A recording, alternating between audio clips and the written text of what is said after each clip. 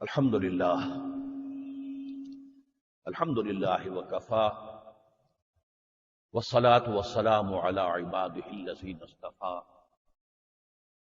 خصوصا علی افضلهم وخاتم النبیین محمد الامین وعلی آلہ وصحبہ اجمعین. اما بعد فقد قال اللہ تبارک وتعالی كما ورد فی سورة الحجرات: اعوذ باللہ من الشیطان الرجیم بسم اللہ الرحمن الرحیم.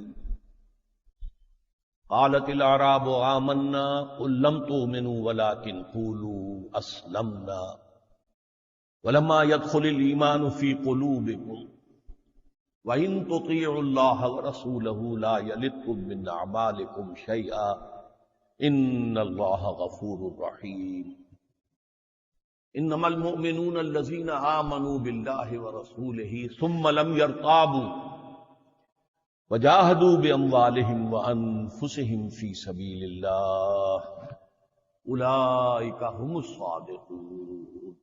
صدق الله العظيم.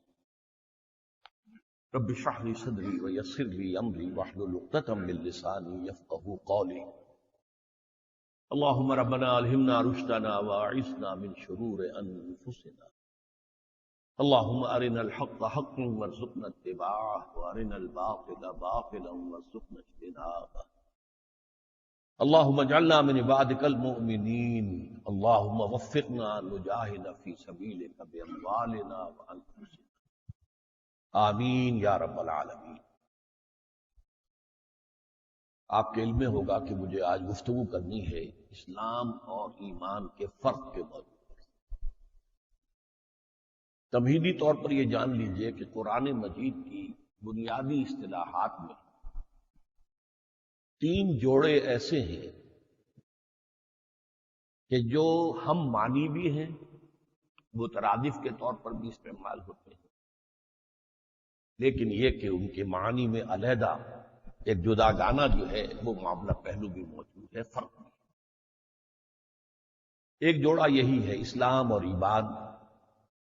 ہم اس کو مترادف طور پر استعمال کرتے ہیں. جو مسلمان ہے وہ مومن ہے، جو مومن ہے وہ مسلم ہے. قرآن مجید میں بھی اس معنی میں یہ دونوں الفاظ مستعمل ہیں. لیکن یہ جو مقام ہے قرآن مجید کا، جو میں نے آج آپ کے سامنے دو آیات تلاوت کی ہیں سورہ حجرات کی، یہاں یہ ایک دوسرے کے مد مقابل آئے، یہاں ان کے مفہوم کے اندر فرق ہوتا ہے. اسی طرح کا دوسرا جوڑا ہے جہاد اور قتال. ہم مانی بھی ہیں لیکن ان کے مفہوم میں فرق بھی ہے. اسی طرح کا ایک جوڑا ہے نبی اور رسول. ہم مانی بھی ہیں، ایک دوسرے کی جگہ استعمال بھی ہو جاتے ہیں لیکن مفہوم میں فرق بھی ہے. اس میں جو علماء کا ایک قاعدہ ہے وہ یہ ہے: اذا اجتمع تفرق واذا تفرق اجتمع. جب یہ دونوں جوڑوں میں سے یہ دونوں جو ہیں ایک ہی جگہ پر آئیں گے تو ان کا مفہوم مختلف ہوگا.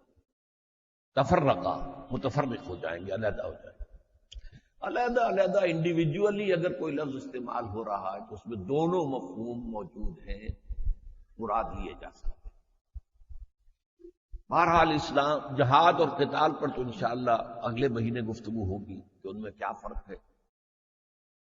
آج میں اسلام اور ایمان کے بارے میں جو سب سے بنیادی ایشو ہے ہمارا، اور بدقسمتی سے جس کے بارے میں ہمارا ذہن بالکل واضح نہیں ہے، میں کچھ عرض کرنا چاہتا ہوں. آیات جو میں نے تلاوت کی ہیں ان کا ترجمہ یہ ہے: قالت الاعراب آمنا. یہ بدو کہتے ہیں، دعویٰ کرتے ہیں کہ ہم ایمان لے آئے. قل لم تؤمنوا. اے نبی ان سے کہہ دیجئے تم ہرگز ایمان نہیں لائے. ولکن قولوا اسلمنا. بلکہ یوں کہو کہ ہم اسلام لے آئے ہیں یا مسلمان ہو گئے ہیں یا ہم نے اطاعت قبول کر لی. ولما يدخل الايمان في قلوبكم. اور ابھی تک ایمان تمہارے دلوں میں داخل نہیں ہوا. وَإِن تُطِيعُوا اللَّهَ وَرَسُولَهُ. اور اگر تم اللہ اور اس کے رسول کی اطاعت کرتے رہو گے، لا يَلِدْكُم مِّنْ أَعْمَالِكُمْ شَيْئًا. اللہ تمہارے اعمال کے اجر و ثواب میں کچھ کمی نہیں کرے. ان اللہ غفور رحیم، اس لیے کہ اللہ غفور ہے، رحیم۔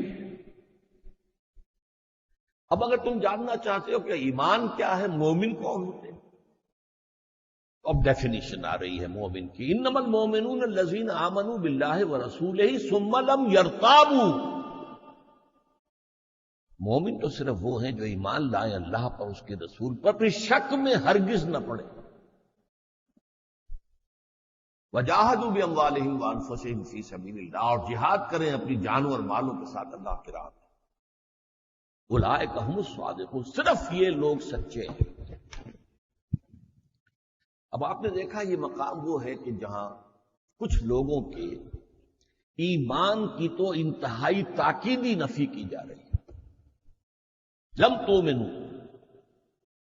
اب یہ جو ہے، جو عربی گرامر سے کچھ واقف ہے وہ جانتے ہیں کہ ماضی کی نفی یوں بھی ہو سکتی ہے، ما آمنتم، تم ایمان نہیں لائے ہو، نہیں، لم تؤمنوا، اس میں زور ہوتا تم ہرگز ایمان نہیں لائے، اس لیے میں نے لفظ کا اضافہ کیا۔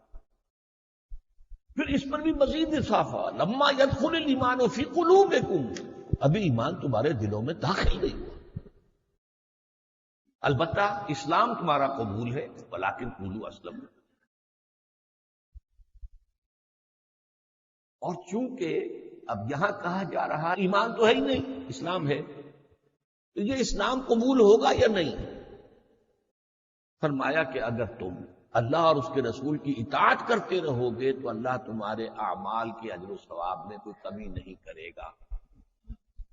حالانکہ اصول یہ بنتا ہے کہ بغیر ایمان کے کوئی عمل قبول نہ ہو، لیکن یہاں چونکہ اس کے خلاف بات کی جا رہی ہے، لہذا حوالہ دیا ہے اللہ کی دو صفات کا، ان اللہ غفور الرحیم، یقیناً اللہ غفور ہے، بخشنے والا، اور رحیم ہے، رحم کرنے والا۔ تو یہ کنسیشن ہے جو تمہیں دی جا رہی ہے۔ اب سب سے پہلے یہ سمجھیے کہ یہ کون لوگ تھے جن کے بارے میں یہ بات کہی جا رہی ہے۔ اس کے لیے آپ کو حیات نبوی، حضور کی حیات دنیاوی کے ایک ذرا سا برڈ آئی ویو لینا چاہیے۔ مکے کا ابتدائی زمانہ وہ ہے کہ جس میں ایمان لانا گویا کہ معاشرے کو چیلنج کرنا تھا۔ جو شخص کہتا تھا اشہد ان لا الہ الا اللہ واشہد ان محمد رسول اللہ، اب اس پر مصائب کے پہاڑ ٹوٹنے شروع ہو جاتے، لہذا وہی شخص کہنے کی جرات کرتا تھا اشہد ان لا الہ الا اللہ واشہد ان محمد رسول اللہ، جس کے دل میں ایمان یقین کے درجے میں پیدا ہو چکا ہوتا تھا، تبھی تو وہ تیار تھا ہر صورتحال سے نمٹنے کی۔ رفتہ رفتہ کچھ مکے کے حالات بھی بدلے، لیکن میں اب دوسری انتہا پر جا رہا ہوں۔ جب مکہ فتح ہو گیا، اب تمام عرب کے قبیلوں نے سمجھ لیا کہ جب قریش ہار گئے، ختم ہو گئے، تو اب محمد کا مقابلہ صلی اللہ علیہ وسلم کوئی نہیں کر سکتا، لہذا چلو اسلام لے آؤ۔ It's no use continuing resistance, اب فائدہ کیا ہوگا ریزسٹنس؟ لہذا جوق در جوق، قبیلہ در قبیلہ، وفد در وفد آنے شروع ہوئے اور وہ اسلام لے آئے۔ اسی کا نقشہ کھینچا گیا ہے نا، اذا جاء نصر اللہ والفتح ورأیت الناس يدخلون فی دین اللہ افواجا، جب اللہ کی مدد آ پہنچی اور فتح حاصل ہو گئی، اور آپ نے دیکھا کہ اب لوگ جوق در جوق، فوج در فوج اسلام میں داخل ہو۔ ظاہر بات ہے کہ ابتدا میں ایمان لانے والوں کی کیفیت ایمانی اور یہ اس دور میں ایمان لانے والوں کی کیفیت ایمانی میں زمین و آسمان کا فرق ہے۔ اب ویسے تو مدنی زندگی کے آغاز ہی میں ہو گیا تھا، ایمان لانے کا فوری طور پر کوئی مصیبت نہیں پڑتی تھی، اس لیے کہ حضور تو وہاں پر حاکم کی حیثیت سے داخل ہوئے، بے تاج بادشاہ، لیکن یہ بہت زیادہ نمایاں ہو گیا فتح مکہ کے بعد۔ اب اس کا تجزیہ کیجیے، جو لوگ بھی اس وقت ایمان لائے ہیں فتح مکہ کے بعد، ان کی قلبی کیفیات تین میں سے کوئی ایک ہو سکتی ہے۔ ایک یہ کہ ان کے دلوں میں واقعی ایمان بھی پیدا ہو گیا ہو، اس کی ہم نفی نہیں کر سکتے۔ ایک یہ آخری انتہا پہ لیفٹ سائڈ پر، یہ رائٹ سائڈ ہو گیا، لیفٹ سائڈ پر یہ کہ انہوں نے صرف وقتی طور پر سر نیچا کیا ہو اس انتظار میں کہ پھر جب موقع آئے گا تو اٹھیں گے۔ یہ ہر انقلابی تحریک کے ساتھ ہوتا ہے کہ جب وہ تحریک کامیابی کے ساتھ ہمکنار ہوتی ہے تو اس کے کچھ مخالف جو ہیں وہ، جسے پنجابی میں آپ کہتے ہیں نیوی پانا، وہ سر جھکا دیتے ہیں اور پھر منتظر رہتے ہیں کہ کوئی وقت آئے مناسب کہ پھر ہم کھڑے ہوں۔ اب اس وقت تو ہم اس کے سوا کوئی چارہ کار نہیں پاتے کہ ہم جائیں اور اطاعت قبول کر لیں۔ یہ بدنیتی ہو گئی۔ مثبت طور پر ایمان بھی ہو سکتا تھا، منفی طور پر نفاق بھی ہو سکتا تھا کہ دھوکہ دینے ہی کے لیے ایمان لائے، لیکن ان دونوں کے بین بین ایبے ہو سکتا تھا۔ اب میں سمجھتا ہوں کہ بڑی تعداد ایسے لوگوں کی تھی جن کے نہ مثبت طور پر ایمان تھا نہ منفی طور پر نفاق تھا، دل میں کچھ نہیں تھا، نہ ایمان نہ نفاق، صرف اسلام، انہوں نے اطاعت قبول کی، نہ کسی بدنیتی سے نہ ہی مثبت طور پر کسی یقین کے تحت۔ یہ درمیانی لوگ ہیں جن سے یہ خطاب ہو رہا۔ اکثر لوگوں نے سمجھا ہے کہ یہاں پر بات منافقین سے ہو رہی ہے، یہ صحیح نہیں ہے، اس لیے کہ منافقین کا کوئی عمل قبول نہیں۔ یہاں کہا جا رہا ہے کہ اس حالت میں بھی کہ تمہارے دل میں ایمان نہیں ہے،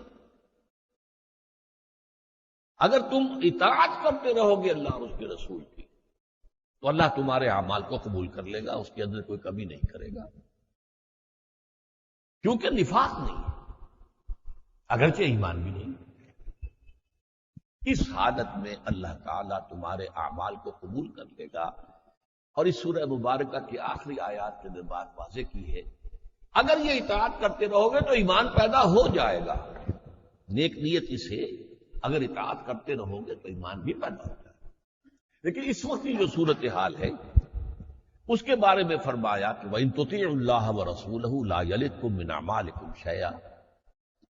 اب یہ معاملہ ہے کہ جو انتہائی اہم ہے کہ ایمان کی مؤکد نفی کے ساتھ یہاں پر اسلام کو قبول کیا جائے، تو معلوم ہوا اسلام کچھ اور ہے، ایمان کچھ اور ہے۔ یہاں وہ اذا اجتمعا تفرقا، یہ ایک دوسرے کے مقابل آئے ہیں ایک ہی آیت میں، لہذا یہاں ان کا مفہوم ایک دوسرے سے جدا ہے۔ وہ جدا کیا ہے؟ اسلام در حقیقت اس دنیا میں ایک مسلمان معاشرہ اور اسلامی ریاست قائم کرنے کی بنیاد ہے۔ دنیا میں ہم کسی کے دل میں اتر کر نہیں دیکھ سکتے کہ ایمان ہے یا نہیں ہے۔ جس نے کہا اشہد ان لا الہ الا اللہ واشہد ان محمد رسول اللہ، ہم نے اس کو مسلمان مانا۔ قرآن مجید میں ایک جگہ آیا بھی نہیں تو ہرگز مت کہو لست مومنا، تم مومن نہیں، ہمیں کیا پتا ہو سکتا ہے مومن۔ لہذا دنیا میں سارا معاملہ جو ہے وہ شہادت کی بنیاد پر ہے، بھائی زبان سے کہہ رہا ہے، گواہی دے رہا ہے اشہد ان لا الہ الا اللہ واشہد ان محمد رسول اللہ صلی اللہ علیہ وسلم۔ لہذا ہم رد نہیں کر سکتے الا یہ کہ وہ کوئی جرم کرے یا یہ کہ ثابت ہو جائے کہ یہ تو صرف دھوکہ دینے کے لیے ایمان لایا تھا، اصل میں تو یہ دشمن ملک کا جاسوس ہے۔ ایسا ہوتا رہا ہے، پاکستان کے سرحدی جو علاقے ہیں یہ پنجاب کے، ایسا بھی ہوا کوئی ہندو جاسوس بن کر آیا، اس نے داڑھی بھی رکھی، اس نے نماز بھی یاد کی، اور کسی سرحدی گاؤں میں وہ امام رہا کئی سال تک۔ بعد میں کھلا انکشاف ہوا یہ تو جاسوس تھا، تو یہ ہو سکتا۔ اس اعتبار سے جو دنیا کا معاملہ ہے وہ ایمان پر مبنی نہیں ہے، اسلام پر مبنی ہے، اور اسلام میں شہادت ہے، یقین قلبی نہیں ہے، ضروری نہیں ہے، ہو سکتا ہے ہو تو کیا کہنے، نور علی نور، لیکن ہو سکتا ہے نہ ہو، ہم کون ہوتے ہیں کہنے والے؟ تو دنیا کا سارا معاملہ جو ہے وہ اسلام کی بنیاد پر ہے، اور اس کے ارکان کیا ہیں سب کو معلوم ہے، 5۔ بنی الاسلام علی 5: شہادت لا الہ الا اللہ وان محمد رسول اللہ واقام الصلاۃ وایتاء الزکاۃ وصوم رمضان وحج البیت من استطاع الیہ سبیلا۔ عن عبداللہ بن عمر رضی اللہ تعالی عنہما، رواہ مسلم رحمہ اللہ۔ 5 چیزیں ہیں، کلمہ شہادت ہے، یہاں صرف ایمان کا لفظ نہیں آیا۔ ارکان اسلام میں ایمان شامل نہیں ہے۔ شہادت، verbal testimony, I testify that there is no God except Allah and that Muhammad sallallahu alaihi wasallam is his messenger and servant and abd۔ یہ ٹیسٹیفائی کیا، مسلمان ہو گئے۔ اب 4 عبادتیں ہیں جن کا التزام کرنا ہوگا، نماز ہے، زکوٰۃ ہے، روزہ ہے، حج ہے، یہ ارکان اسلام۔ لیکن ایمان کیا ہے؟ جو اگلی آیت کے اندر بیان ہوا، انما المؤمنون الذین آمنوا باللہ ورسولہ ثم لم یرتابوا وجاہدوا باموالہم وانفسہم فی سبیل اللہ اولئک ھم الصادقون۔ میں ایک بات آپ سے کہنی بھول گیا شروع میں، کہ یہ جو 3 جوڑے ہیں جو میں نے گنوائے تھے، اسلام اور ایمان، جہاد اور قتال، نبی اور رسول، ان میں ایک نسبت تمام علماء تسلیم کرتے ہیں، اس جوڑے کا ایک فرد خاص ہے، ایک عام ہے۔ رسول تو خاص ہے، نبی عام ہے۔ ہر رسول تو نبی ہے، ہر نبی رسول نہیں ہے۔ قتال خاص ہے، جہاد عام ہے۔ قتال تو جہاد ہے، جہاد لازماً قتال نہیں ہے۔ اسلام عام ہے، ایمان خاص ہے۔ ہر مومن تو لازماً مسلم ہے، ہر مسلم مومن نہیں ہے۔ تو جو شخص مسلم بھی ہے اور پھر مومن بھی ہے، اس کے ہاں 5 ارکان تو موجود ہی رہیں گے نا، مسلم ہے وہ۔ بنی الاسلام علی 5 اس کا اطلاق ہوگا، لیکن اس میں 2 ارکان کا اور اضافہ ہو جائے گا۔ وہ اضافی ارکان ہیں ایمان کے، یہ ہیں جو اس آیت میں آیا، آیت نمبر 15۔ اور کانٹیکسٹ کے اعتبار سے آپ سمجھ سکتے ہیں کہ یہ کتنا اہم مقام ہے، کہ ایمان کی نفی مطلق مؤکد، لم تؤمنوا ولما يدخل الایمان فی قلوبکم، اس سے زیادہ تاکید ہو نہیں سکتی۔ اس کے ساتھ اسلام قبول ہے، اسلام کے وجود کو تسلیم کیا جا رہا ہے، لیکن ہم نے ایمان کے ارکان کو نہیں سمجھا۔ اسلام کے ارکان سب کو یاد ہیں۔ اگر تعلیم الاسلام سے کہیں تو مفتی کفایت اللہ صاحب کے رسالے تھے، اگر آپ کی بھی تعلیم کا آغاز ہوا ہو وہ نورانی قاعدے کے بعد یا جو بھی الف باتا پڑھنے کے بعد، پھر ابتدائی جو تعلیم ہوتی تھی مسلمان بچوں کی، اس میں تعلیم اسلام، تعلیم الاسلام، تو اس سے ہمیں معلوم ہوتا ہے ایمان کی ڈیفینیشن کیا ہے۔ مومن وہ ہے جو ایمان لاتے ہیں اللہ پر، اس کے رسول پر، اور پھر قبول کرتے ہیں اس کے تمام احکام، اور اقرار کرتے ہیں زبان سے اور تصدیق کرتے ہیں دل سے۔ اقرار باللسان و تصدیق بالقلب۔ تو ایمان کا ایک رکن اضافی ہو گیا، اقرار باللسان پر تو اسلام ہو گیا۔ ایمان میں ایک اضافہ ہو گیا تصدیق قلبی، اور دوسرا اضافہ کیا ہوا؟ جہاد۔ چنانچہ یہ جو آیت ہے، جو میں نے کہا قرآن مجید کی اہم ترین آیت ہے اس اعتبار سے کہ یہاں پر ایک جامع و مانع تعریف کی گئی ہے ایمان کی۔ مومن کون ہے؟ کیونکہ پس منظر یہ ہے کہ اسلام اور ایمان کا اختلاف بیان کیا جا رہا ہے، کانٹیکسٹ یہ ہے۔ اس کانٹیکسٹ میں جب کہا گیا مومن جاننا چاہتے ہو کون ہوتا ہے، ہو سکتا ہے بہت سے لوگوں کے دلوں میں یہ آرزو پیدا ہوئی ہو ہم تو مومن بننا چاہتے ہیں، ہمیں بتایا جائے اس کے پری ریکوزٹس کیا ہیں، اس کے لوازم کیا ہیں، اس کی شرائط کیا ہیں۔ ہم صرف اسلام کے حکم نہیں رہنا چاہتے، مومن بننا چاہتے ہیں، تو اب بتایا جانا چاہیے۔ انما المومنون، اب یہ آیت ایسی ہے کہ اس کے ابتدا میں بھی اور اختتام پر بھی اسلوب حصر ہے۔ یہ اسلوب حصر جو ہے یہ نحو کی ایک اصطلاح ہو گئی۔ مراد کیا ہے اس سے؟ اس کا سادہ ترین اس کی مثال میں اردو میں دیتا ہوں۔ آپ کہتے ہیں زید عالم ہے، ایک مفہوم سمجھ میں آ گیا؟ زید ہی عالم ہے، اس سے کیا فرق ہوا؟ باقی لوگوں سے علم کی نفی کرتے ہیں، صرف زید عالم ہے، ہی کے اضافے سے زمین و آسمان کا فرق ہو گیا۔ زید عالم ہے، زید ہی عالم ہے، اس کو کہتے ہیں اسلوب حصر، گھیر لینا۔ حصار کے معنی کیا؟ گھیر لینا۔ اس گھیر لینے ہی کو کہتے ہیں منطق میں جامع و مانع تعریف، یعنی تعریف ایسی ہو کسی چیز کی کہ جس میں اس کا کوئی جزء باہر نہ رہ جائے اور کوئی غیر اس میں داخل نہ ہو جائے، جامع اور مانع۔ یہ آیت ہے قرآن مجید میں جو ایمان کی جامع اور مانع تعریف کر رہی ہے۔ انما المومنون، مومن تو صرف وہ ہیں الذین آمنوا باللہ ورسولہ ثم لم یرتابوا، جو ایمان لائے اللہ پر، اس کے رسول پر، پھر شک میں ہرگز نہیں پڑے۔ ذرا غور کیجیے اس بات۔ یہ واحد مقام ہے قرآن مجید کا جہاں پر ایمان کے ذکر کے بعد یہ اضافی الفاظ ملتے ہیں، ثم لم یرتابوا، ریب سے بنا ارتیاب، ثم لم یرتابوا، پھر لم ہے یہاں پر، پھر شک میں ہرگز نہیں پڑے۔ کیا مطلب ہوا؟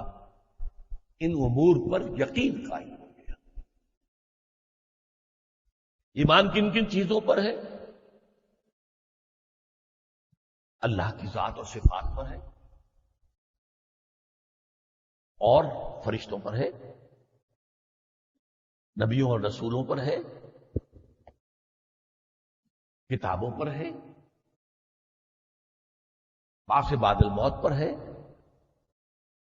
حساب کتاب پر ہے، جزا و سزا پر ہے، جنت اور دوزخ پر ہے۔ یہ ایمان اجزاء ایمان ہے،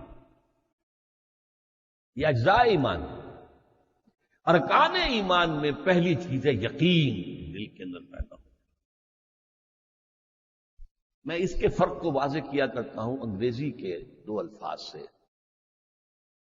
ایک ہے وربل ٹیسٹیمنی، آپ نے زبان سے گواہی دے دی، اشہد ان لا الہ الا اللہ واشہد ان محمد رسول اللہ، دروازہ کھل گیا۔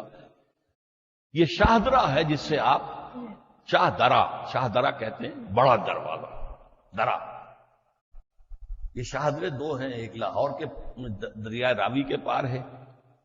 کیوں کہتے اسے شاہدرہ؟ لاہور آنا ہے تو اس پل پر سے گزرنا ہوگا، شاہدرہ سے ہو کے آؤ گے۔ اب تو خیر اور بھی پل بن گئے ہیں۔ ایک دلی کے مشرق میں ہے جمنا پار شاہدرہ، دلی میں آؤ گے یو پی کے کسی مقام سے تو شاہدرے سے داخل ہونا پڑے گا۔ تو اسلام کا شاہدرہ کیا ہے؟ وربل ٹیسٹیمنی، اشہد ان لا الہ الا اللہ واشہد ان محمد عبدہ ورسولہ صلی اللہ علیہ وسلم۔ لیکن اس کا معاملہ یقین والا اگر معاملہ چاہتے ہو تو اس میں، اگر ایمان والا معاملہ چاہتے ہو، کوالیفائی کرنا چاہتے ہو ٹو بی اے مومن، پھر یقین دل میں ہونا چاہیے، اس کے بغیر تم مومن نہیں۔ اچھا، یہ میں نے بتایا آپ کو کہ دنیا میں ہمارا معاشرہ اور ہماری ریاست، اس کی بنیاد اسلام ہے۔ ایمان اس لیے نہیں بن سکتا کہ ایمان کے جاننے کا ہمارے پاس کوئی ذریعہ نہیں۔ الیکٹروکارڈیوگرام بنا لیجئے، کچھ بھی کر لیجئے، کوئی شے دل میں اتار دیجئے، آج کل تو سب کچھ ہو رہا ہے۔ دل کی جو شریانے ہیں انہیں جوڑ دیجئے، توڑ پھوڑ کر دیجئے، جو چاہے کر لیجئے، لیکن کوئی آلہ ایسا ایجاد نہیں ہوا کہ جس سے ہم یہ جان سکیں کہ دل میں ایمان ہے یا نہیں. نہ آج سے 1400 برس قبل تھا نہ آج. لہذا دنیا کے معاملات جو ہیں وہ ایمان پر نہیں ہوں گے، اسلام پر. اسلامی ریاست کا دستور جو ہے، کون شہری ہوگا اس کا؟ وہ اسلام ہوگا. لیکن آخرت میں معاملہ اس ہستی کے ساتھ پیش آنے والا ہے جو علیم بذات الصدور، جو جاننے والا ہے اس تمام چیزوں کا جو دلوں میں، سینوں میں موجود ہے. وہاں معاملہ ایمان کی بنیاد پر. وہ شخص دنیا میں مسلمان تھا، مسلمانوں کا وہ لیڈر تھا، بڑا قائد تھا، سب کچھ تھا، لیکن اگر ایمان نہیں تھا تو اللہ کے ہاں اس کا کوئی مقام نہیں. اور یہ میں بتا چکا ہوں کہ اطاعت اگر ہوتی رہے گی تو کچھ نہ کچھ ایمان ضرور پیدا ہو جائے گا.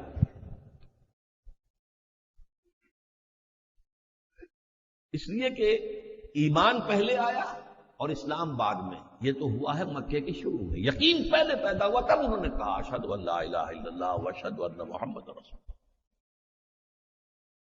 اسی لیے جو حدیث جبرائیل ہے جو انتہائی مشہور ہے اور جس کو ام السنہ کہا گیا، سنت کی جڑ اور بنیاد، اس کی روایتوں میں فرق ہے کہ حضرت جبرائیل نے پہلے سوال کیا اخبرنی عن الاسلام، اور پھر کہا اخبرنی عن الایمان. اور یہ بھی ترتیب ہے کہ پہلے کہا اخبرنی عن الایمان اور پھر کہا اخبرنی عن الاسلام. جو مکے کے سابقون الاولون تھے ان میں ایمان یقین والا پہلے پیدا ہوا، اسلام بعد میں آیا. اور یہ جو لوگ تھے بعد میں ایمان لانے والے، ان کے اندر اسلام پہلے آ گیا. پھر اگر انہوں نے اطاعت جو ہے بغیر کسی دھوکے کے، بغیر کسی نفاق کے جاری رکھی، اور یہ اطاعت کلی اطاعت ہوگی، جزوی نہیں. جزوی اطاعت اللہ کے قبول ہی نہیں.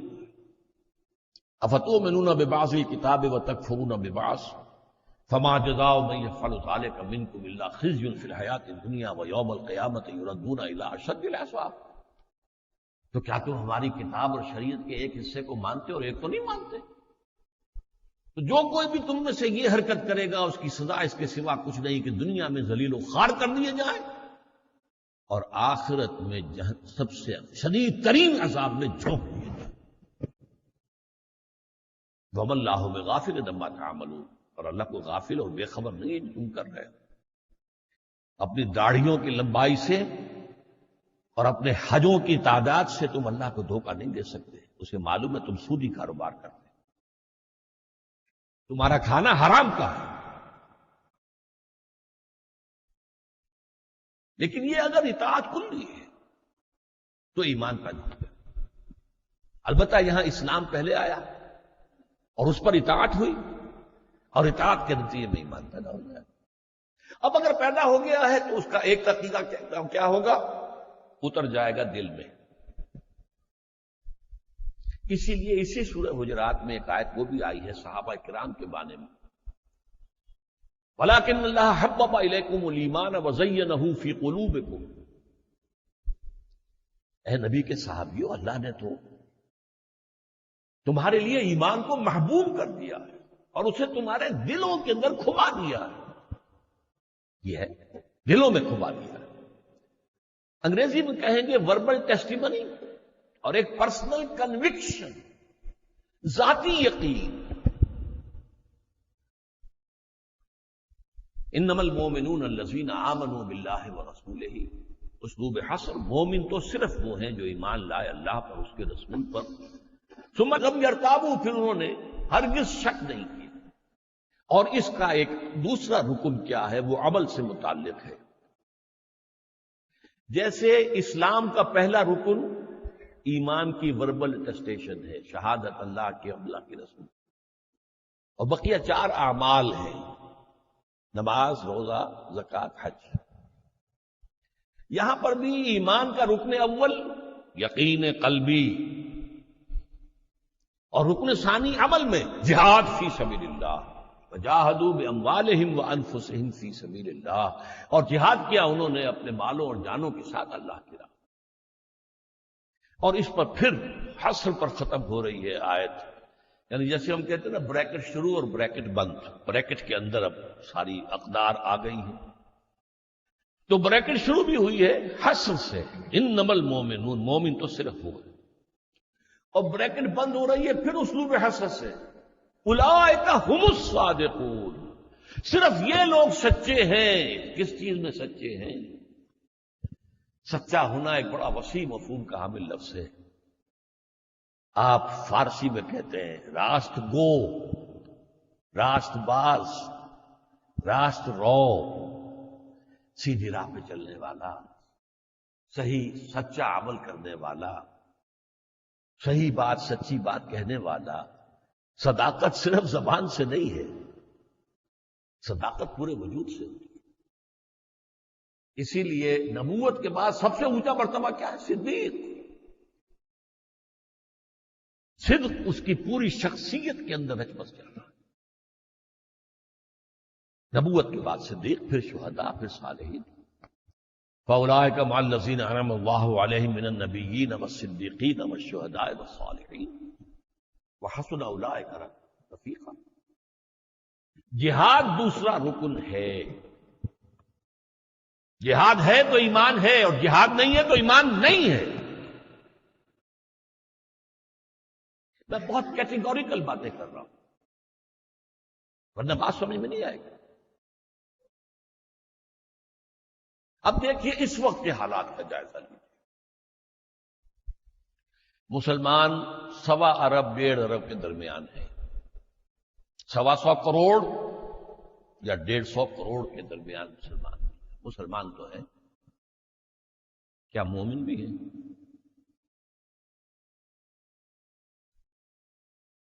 اگر ان میں اکثریت تو دور کی بات ہے، معتد بے تعداد میں بھی مومن ہوتے تو یہ ذلت اور رسوائی کبھی نہ ہوتی جو آج ہو رہی۔ اگر ہم مومن ہیں تو پھر قرآن جھوٹا ہے۔ قرآن کہتا ہے انتم الاعلون ان کنتم مومنین، اگر تم مومن ہوگے تو تم ہی سب سے اونچے ہوگے۔ اعلون اعلیٰ کی جمع ہے، اعلیٰ سب سے اونچا۔ انتم الاعلون ان کنتم مومنین، اگر تم مومن ہوگے تو تم ہی سب سے اونچے ہو۔ تو آج ہم سب سے اوپر ہیں یا سب سے نیچے ہیں؟ ضربت علیہم الذلۃ والمسکنہ، ذلت اور مسکنت ہم پر تھوپ دی گئی۔ اسلام تو ہمیں پیدائشی طور پر مل جاتا ہے۔ جو کوئی خدا کا بندہ ہندو ہو، سکھ ہو، پارسی ہو، عیسائی ہو، ایمان لائے، اسلام لائے، تو اسلام لانے کی قیمت دینی پڑتی ہے۔ وہ اپنے خاندان سے کٹ گیا، اپنی برادری سے کٹ گیا، ہمیں تو کوئی قیمت دینی پڑی نہیں، پیدا ہو گئے اور موروثی طور پر ہمیں اسلام مل گیا۔ لیکن ایمان موروثی طور پر نہیں ملتا، ایمان حاصل کرنا پڑتا ہے۔ اس پر میں اگلی مرتبہ بیان کروں گا کہ ایمان کیسے حاصل ہے۔ یہ ایک علیحدہ موضوع ہے، بہت اہم ہو جائے گا۔ لیکن صرف یقین قلبی نہیں، بلکہ اس کا جو مظہر عمل پہ ہوگا وہ جہاد ہے۔ اس مقام سے میں جو نتیجہ نکال رہا ہوں پھر سن لیجئے، جہاد ہے تو ایمان ہے، جہاد نہیں ہے تو ایمان نہیں۔ اس کی ایک اور مثال لے لیجئے سورہ صف سے۔ یا ایھا الذین آمنوا، اے ایمان کے دعوے داروں، میں ترجمہ یہاں کر رہا ہوں ایمان کے دعوے داروں، هل ادلکم علی تجارۃ تنجیکم من عذاب الیم، کیا میں تمہاری رہنمائی کروں ایسے کاروبار، ایسی تجارت کی طرف جو تمہیں عذاب علیم، دردناک عذاب جہنم سے نجات دے دے؟ چاہتے ہو تو سن لو، تؤمنون باللہ ورسولہ، ایمان رکھو یا ایمان لاؤ اللہ پر اور اس کے رسول پر، وتجاہدون فی سبیل اللہ باموالکم وانفسکم، اور جہاد کرو اللہ کی راہ میں اپنے اموال اور اپنی جانوں کے ساتھ۔ ذالکم خیر لکم ان کنتم تعلمون، جان لو اگر تم علم رکھتے ہو تو یہی تمہارے حق میں بہتر ہے۔ اب ان دو آیتوں سے کیا نتیجہ نکلا؟ جہاد ہے تو جہنم سے چھٹکارا ہے، جہاد نہیں ہے تو جہنم سے چھٹکارا نہیں۔ یہ محکمات ہیں، محکمات، قرآن کے محکمات۔ اب جہاد کے بارے میں صرف چند باتیں عرض کروں گا، انشاءاللہ تفصیل سے اگلی ملاقات میں گفتگو ہوگی۔ جہاد کا لفظ بنا ہے جہد سے۔ جہد کوشش، فارسی میں کیا کہتے ہیں؟ کوشش۔ انگریزی میں to strive for something, strive. اور جہاد یہ دو طرفہ عمل ہے۔ To struggle against something, اسے کہیں گے کشاکش۔ جیسے ٹگ آف وار جو ہوا کرتا تھا، رسہ کشی، اس رسے کو ادھر سے ایک ٹیم کھینچ رہی ہے، ادھر سے ایک ٹیم کھینچ، کشاکش۔ تو جوہد سے جہاد بنا، سمجھ گئے اس بات کو؟ جہاد کا ترجمہ کشاکش فارسی، جبکہ جوہد کوشش۔ انگریزی جوہد کے معنی، جوہد کے لیے لفظ to strive for something, to strive for something, اور جہاد to struggle against something. اس کی ایک مثال اور لے لیجیے، قتل اور قتال۔ قتل یک طرفہ عمل ہے، آپ جا رہے تھے، کسی نے شوٹ کر دیا، آپ کے ہاتھ سان گمان میں بھی نہیں تھا کہ میرے ساتھ کیا ہونے والا، یہ قتل ہے۔ قتال کیا ہے؟ آمنے سامنے آ گئے، یہ اس کو قتل کرنا چاہتے، وہ ان کو قتل کرنا چاہتے، یہ قتال ہو گیا، جنگ۔ قتل یک طرفہ عمل ہے جوہد کی طرح، اور قتال مقابلے میں آ کر ایک دوسرے کو قتل کرنے کی کوشش۔ یہ اگر بات سمجھ میں آ گئی تو اب ذرا باتیں کچھ علمی نوعیت کی ہیں، ذرا غور کیجیے گا۔ جہاد زندگی کی سب سے بڑی حقیقت ہے۔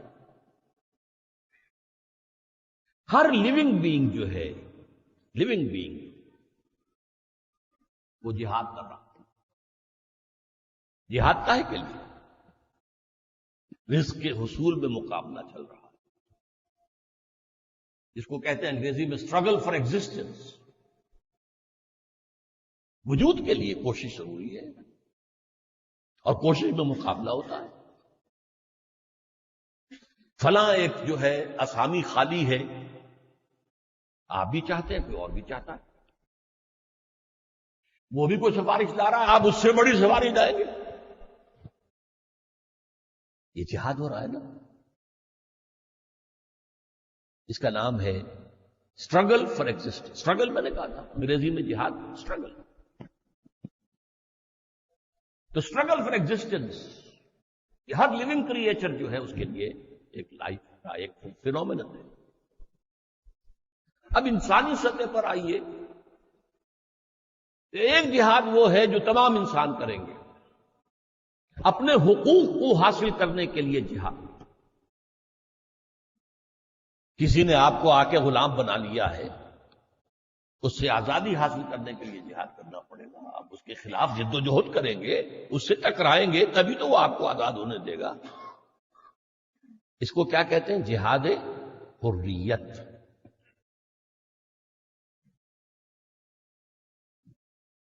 جہاد زندگانی کافر بھی کرتا ہے، وہ جو اسٹرگل فار ایگزسٹنس ہے، اس کو اقبال نے کہا جہاد زندگانی، زندگی کا جہاد۔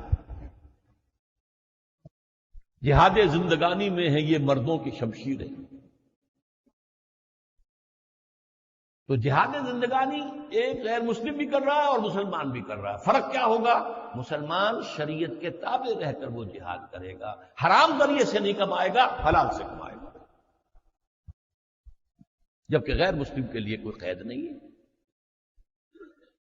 اسی طرح جہاد حریت، جہاد حقوق، سیلف ڈٹرمینیشن،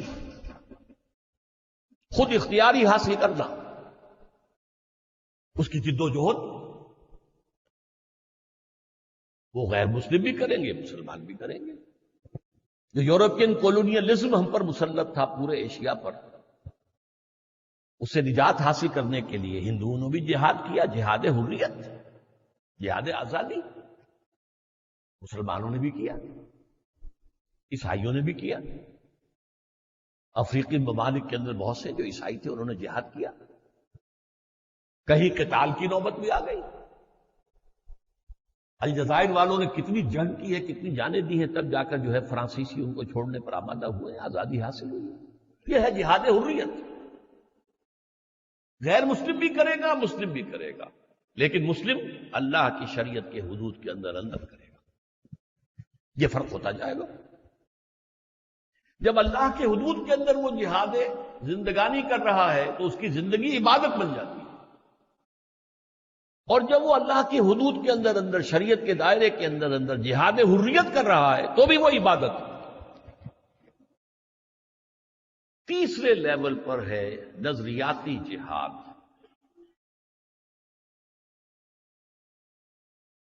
ایک ایمان ہے، ایک شرک ہے، یہ کوئی ایگزسٹ نہیں کر سکتے۔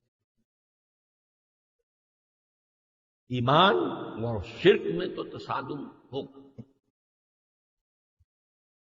ایک مومن کوشش کرے گا کہ شرک ختم ہو جائے، مشرکانہ خیالات، مشرکانہ اوہام ختم ہو جائے، مادہ پرستی ختم ہو جائے، دنیا پرستی ختم ہو جائے، شہوت پرستی ختم ہو جائے، بت پرستی ختم ہو جائے، دولت پرستی ختم ہو جائے، غلط نظریات، غلط فلسفے یہ ختم ہو جائے۔ یہ اگلا لیول ہے۔ جیسے کہ کمیونسٹ کوشش کرتا تھا کہ مارکسزم پھیلے پھیلے پھیلے پھیلے تھا، اس لیے کہہ رہا ہوں کہ اب وہ ایک ماضی کا فینومینن بن گیا ہے۔ ویسے کہیں کہیں دنیا میں آج بھی موجود ہے، کیوبا میں آج بھی ہے، کچھ تھوڑی سی رمق اس کی ابھی چین میں بھی ہے، لیکن اصل میں جو اس کی جنم بھومی تھی رشیا اور یو ایس ایس آر وہ تو مر چکے، ختم ہو گئے۔ تو یہ ہے نظریاتی جہاد۔ یہ جہاد مسلمان جب کرے گا تو اس کا نام ہے دعوت اور تبلیغ۔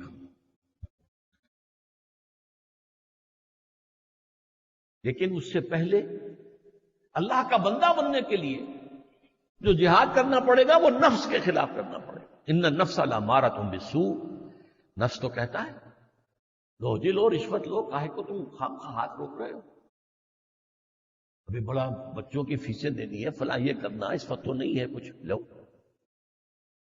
اپنے نفس کے خلاف جہاد کرنا۔ اسی لیے حضور نے فرمایا ای الجہاد افضل یا رسول اللہ، پوچھا گیا آپ سے سب سے افضل جہاد کون سا ہے حضور؟ آپ نے فرمایا ان تجاہد نفسک فی طاعت اللہ، سب سے اونچا، سب سے افضل جہاد، اونچا نہیں افضل، سب سے اونچا جہاد قتال فی سبیل اللہ ہے، لیکن سب سے افضل جہاد اپنے نفس کے خلاف ہے کہ اسے اللہ کا مطیع ہو۔ افضل میں اعلیٰ میں فرق ہے۔ فرض کیجئے 100 منزلہ عمارت ہے، اس میں سب سے اہم پہلی منزل ہے، پہلی ہوگی تو دوسری، دوسری ہوگی تو تیسری، اوپر کا دار و مدار تو اس پہلی منزل پر ہے نا۔ سب سے اونچی 100ویں منزل ہوگی۔ تو اہمیت اور افضلیت میں جہاد، نفس کے خلاف جہاد، معاشرے کے خلاف جہاد۔ معاشرہ جا رہا ہے دنیا پرستی کے رخ پر، مادہ پرستی کے رخ پر، آپ جانا چاہتے ہیں خدا پرستی کے رخ پر، تصادم ہوگا کہ نہیں ہوگا؟ کشمکش کرنی پڑے گی۔ زمانہ باتنا سازت تو با زمانہ کے ساز۔ ایک طرز عمل یہ ہے کہ زمانہ تمہارے ساتھ سازگاری نہیں کر رہا ہے، تم زمانے کے ساتھ سازگاری کر لو، فرکشن ختم ہو جائے گی۔ اور ایک یہ ہے زمانہ باتنا سازت تو با زمانہ ستیز، زمانہ تمہارے ساتھ سازگار نہیں تو زمانے سے جنگ کرو، اپنے موقف پر ڈٹے رہو۔ آپ کو معلوم ہے کہ ایک طرف موب جا رہا ہے، ہجوم، اگر آپ بھی اسی طرف جا رہے ہیں تو آپ کو خود بخود وہ موب ہی دھکا دیتا ہوا لے جائے گا، اور اگر آپ اس کے خلاف چلنا چاہیں، وہ ادھر جا رہا ہے موب اور آپ ادھر آنا چاہتے ہیں، تو جو کچھ ہوتا ہے حج میں رمی جمارات پر وہ کیوں ہوتا ہے؟ ادھر سے آنے والے جو ہے وہ زور لگاتے ہیں، ادھر سے ریلا آتا پیچھے لے جاتے، زور لگا کر چل قدم آگے بڑھے، موب کا زور آیا اور پیچھے لے گیا۔ یہ ایک کشاکش ہے، مسلسل کشاکش ہے معاشرے کے ساتھ۔ پھر تیسری ایک قوت ہے غیر مرئی، شیطان لعین اور اس کے ایجنٹ جو جنات میں سے ہیں۔ یہ تو غیر مرئی ہے، ہم دیکھ نہیں سکتے، لیکن اس کے انسانی ایجنٹ بھی ہیں، وہ ہمیں نظر آتے ہیں، جو بے حیائی پھیلانا چاہتے ہیں، جو کفر اور شرک کو عام کرنا چاہتے ہیں، جو اسلام کی بیخکنی کرنا چاہتے ہیں۔ بہرحال جہاد پہلے لیول پر نفس کے خلاف، معاشرے کے خلاف، شیطان کے خلاف، دوسرے لیول پر دعوت، تبلیغ، اسلام کے نظریات کو پھیلانا، باطل نظریات کی نفی کرنا۔ جان لگے گی، وقت لگے گا، پہلے آپ دین سمجھیں گے تو آگے سمجھائیں گے اور پھیلائیں گے، قرآن پڑھیں گے تو آگے پڑھائیں گے، لہذا اس میں وقت بھی لگے گا، محنت بھی، صلاحیت بھی، قوت بھی، ٹائم بھی، سب کچھ ہوگا۔ آخری جہاد جو ہے وہ نظام کا جہاد ہے، یہ سب سے اونچا جہاد ہے۔ ایک نظام بادشاہی، ایک نظام جمہوری۔ اب جمہوری قوتیں زور لگا رہی ہیں کہ بادشاہی نظام ختم ہو جائے اور جمہوری نظام آ جائے، لیکن کیا آسانی سے آ جائے گا؟ یہ نظام کی کشاکش ہے، اس میں بھی غیر مسلم بھی ہیں، مسلم بھی ہیں۔ بادشاہ ایران جو بھاگا ہے تو اس وقت جب کہ 20,000 سے لے کر 30,000 تک ایرانیوں نے جانیں دے دی، کب بھاگا ہے یہ نظام؟ حالانکہ وہ بھی شیعہ تھا، باقی نظام سب شیعہ تھے، مذہبی تو نہیں تھا کوئی اختلاف، نظام کا اختلاف، بادشاہی نظام نہیں چاہیے۔ زار کی فوجوں کے خلاف بولشوکس جو کھڑے ہوئے، قربانیاں دی ہزاروں نے، وہ شہنشاہیت کے خلاف اور جو کمیونسٹ نظام قائم کیا، یہ ہے نظام کا ٹکراؤ۔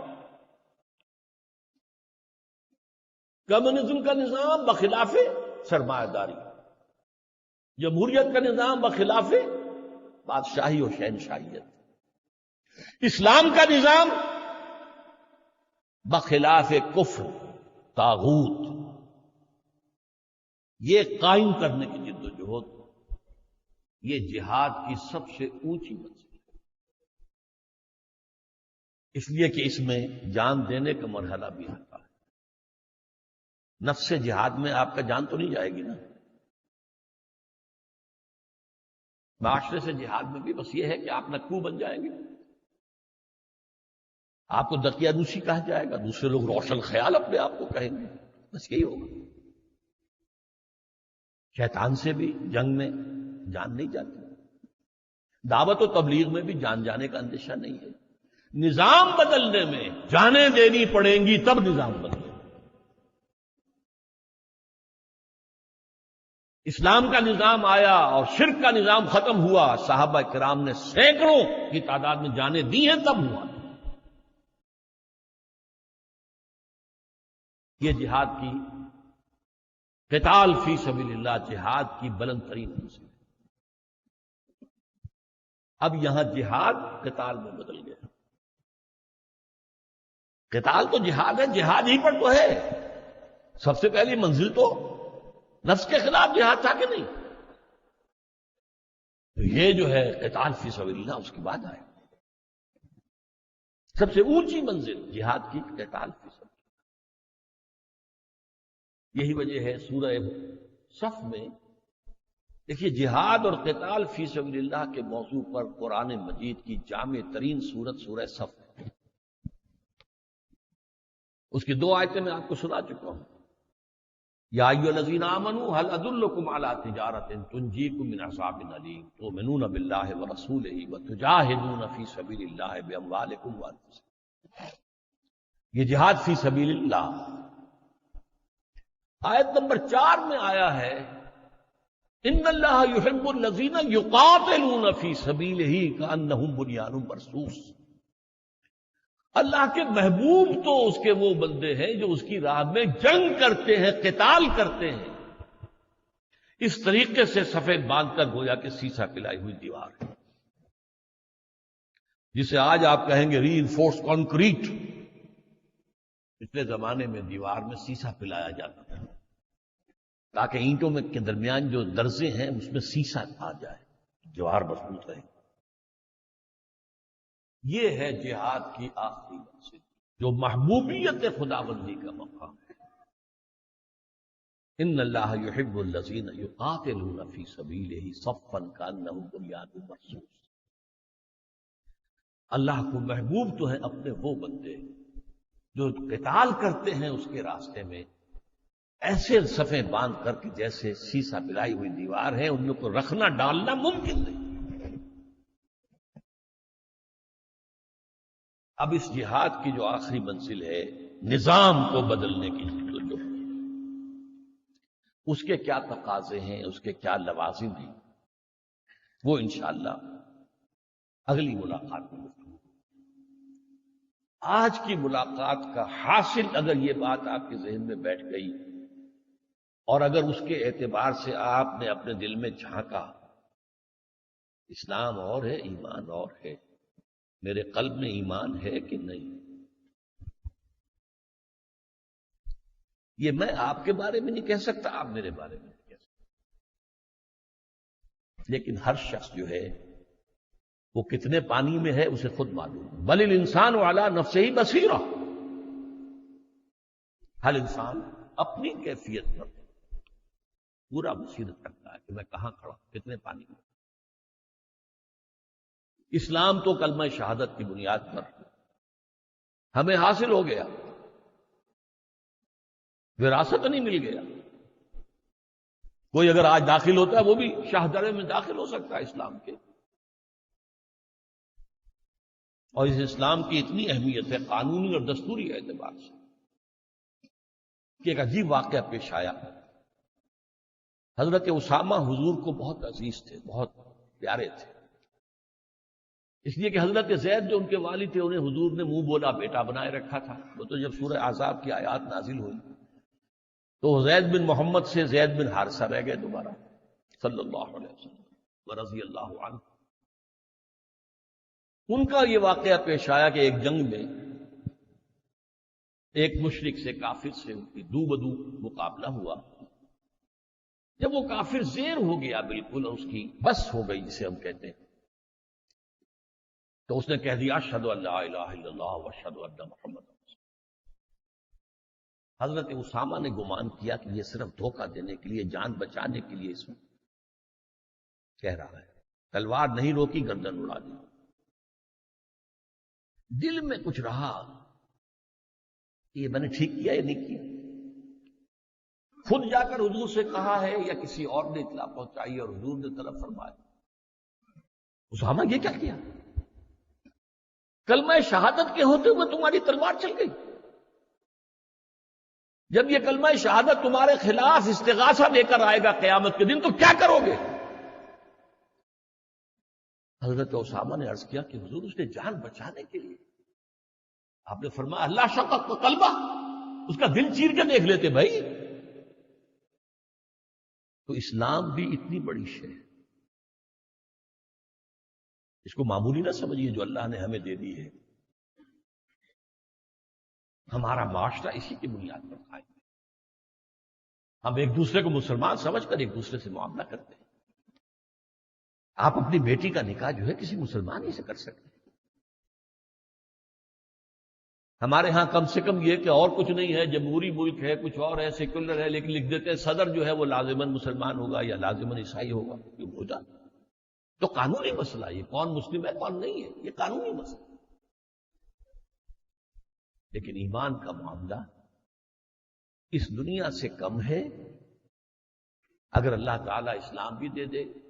آمنت باللہ کما ہوا باسمائہ و صفاتہ، میں ایمان لایا اللہ پر جیسے کہ وہ اپنے ناموں اور اپنی صفات سے ظاہر ہے.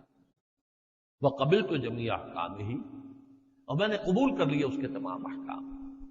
اقرار باللسان و تصدیق بالقلب، یہ دونوں شرطیں میں پوری کر رہا ہوں کہ میرے دل میں بھی یہ ایمان ہے، تصدیق ہے، اور میری زبان پر بھی یہ اقرار ہے. لیکن اصل شے جس کی ہمیں فکر کرنی چاہیے، اگر آخرت کی فلاح درکار ہے، اگر جنت میں داخلہ مطلوب ہے، اگر جہنم سے چھٹکارا چاہیے تو ایمان کی فکر کریں. یہ میں نے عرض کر دیا تھا کہ ایمان کیسے حاصل ہوتا ہے، یہ میں اگلے انشاءاللہ جب ملاقات ہوگی تو عرض کروں. اور پھر یہ کہ وہ جہاد کی فکر کرے. لیکن جہاد صرف قتال کو نہیں کہتے، یہ ایک غلط فہمی ہے جو پیدا ہو چکی ہے. جہاد کشمکش، کشاکش، مقابلہ. پہلے نفس سے مقابلہ کرنا پڑے گا اللہ کی اطاعت کرنے کے لیے، رسول کی اطاعت کرنے کے لیے. ایمان مجھے روکے ہے تو کھینچے ہے مجھے کفر. کعبہ میرے پیچھے ہے، کلیسا میرے آگے. آدمی اسی کشاکش کے اندر ہے. روشن خیالی آج کھینچ رہی ہے آپ کو، عالمی قوت کھینچ رہی ہے، آپ کی حکومت کھینچ رہی ہے. چھوڑو ان دقیانوسی خیالات کو. یہ کیا ہے پردہ وردہ، یہ کیا ہے عصمت و عفت. پروسٹیٹیوٹس کو، سیکس ورکرز کہو، وہ بھی محنت کرتی ہیں، سیکس ورکرز. اور یہ یونائٹڈ نیشن اسمبلی کے تحت ہو رہا ہے. بہرحال اس موضوع پر تو مجھے انشاءاللہ تقریر کرنی ہے، آپ دعا کیجئے. اسلام پر دجالیت کا نیا حملہ. میں نے اس سے پہلے تقریر کی تھی، موجودہ عالمی حالات میں اسلام کا مستقبل. یہ اسی ضمن کی سمجھیے کہ اگلی کڑی ہے. اسلام پر دجالیت کا تازہ حملہ، نیا حملہ. بہرحال یہ کشاکش جو ہے اللہ اور اس کے رسول کی اطاعت کے لیے بھی درکار ہے. یہ کشاکش کفر اور شرک کے خاتمے کے لیے بھی درکار ہے. یہ کشاکش اللہ کے نظام کو قائم کرنے کے لیے بھی درکار ہے. کافرانہ نظام، طاغوتی نظام، شیطانی نظاموں کو ختم کرنا. اور یہ جہاد کی سب سے اونچی منزل ہے جو مختلف مراحل سے ہوتی ہوئی آخر کار جان دینے پر، قتال پر بھی منتج ہو سکتی ہے. اقول قولی ھذا واستغفر اللہ